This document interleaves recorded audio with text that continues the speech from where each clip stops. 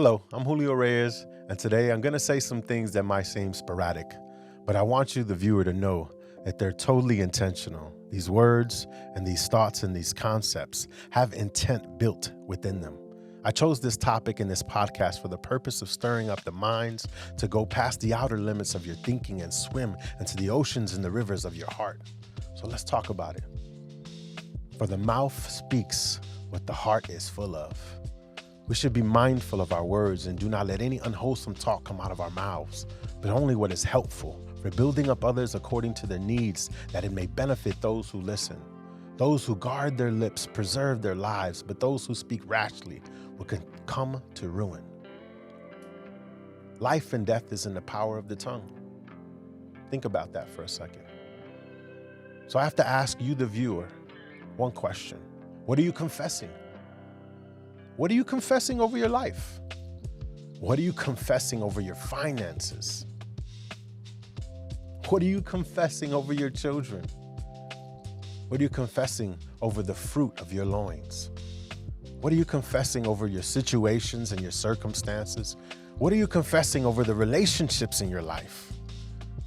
What are you confessing when you're by yourself and you're alone? That your mind may have thought up, or that you have been placed there, that have been placed there by limitations and restrictions from other people. With that topic of confession in mind at the forefront, I'd like to ask you some additional questions. What do you allow and who do you allow to speak into your life? Some people in your direct circle have ulterior motives. Some say they love you in your face, yet they prey on your downfall in secret. They say to themselves, how dare you think that you could do this or that you could do that? We all have those kind of people in our circle.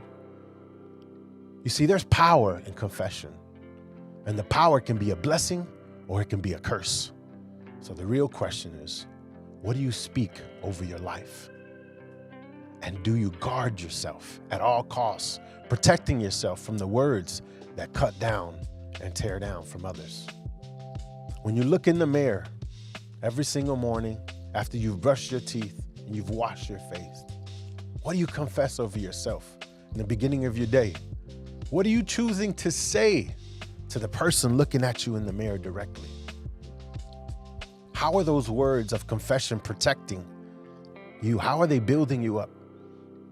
And what are those things manifesting in your life? Do you think little or do you think highly of yourself? Do you believe that you're blessed and highly favored? Or do you constantly confess lack and poverty over your situations and your circumstances? Think about it. Sometimes speaking the right things over yourself can unlock portions of yourself that you didn't even know you had access to. Why do you think the Bible tells us to guard our hearts at all cost? Your eyes and your ears, they're the windows to your soul. It is not only the words that you speak over yourself that matter, but the words you allow from others to be spoken to you and over you. Everything you allow in your mind will either help it or it'll hurt it. So it's vitally important that you stand on guard. It's even more important what you speak over yourself and about yourself, to speak the very things that bring life to your soul and don't tear you down.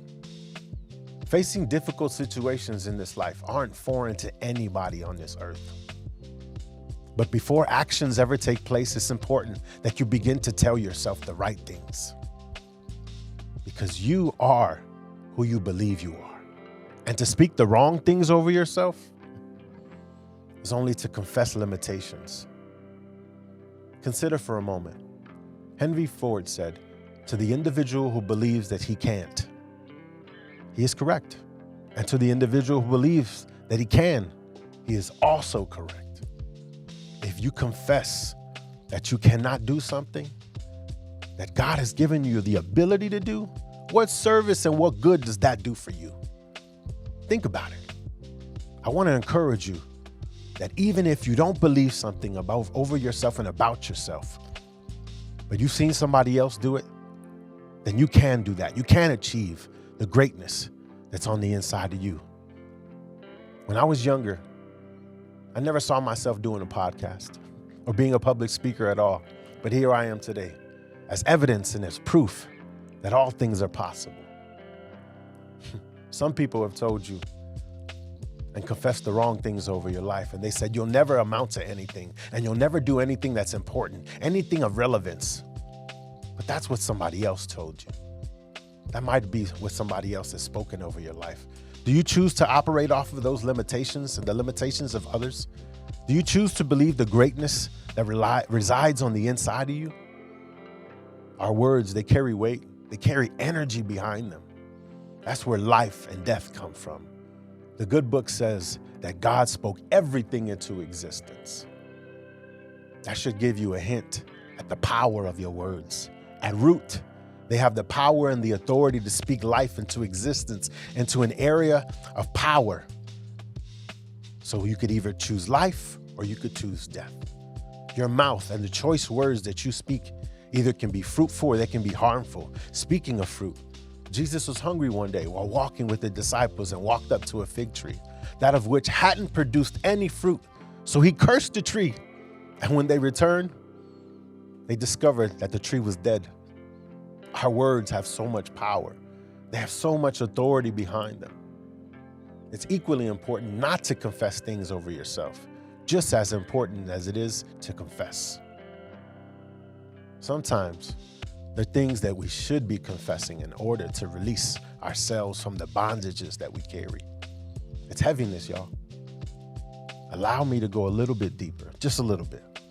Some people hold on to things that they've been needing to let go of for years and have never confessed to anyone. Now, I know this is a different type of confession than that of which we previously discussed, but this kind of confession is equally important.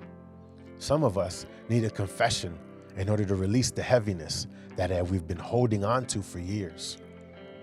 Because those are the things that hold you back. They hold you back from achieving the very things that you aspire for. They hold you back from the greatness that's on the inside of you. Do you have the courage and what it takes in order to let those things go? Those things that are restricting your progress and harboring animosity and bitterness on the inside of you. Charles Blow said, concealment makes the soul a swamp, and confession is how you drain it. Confession can release years of pain in a split second.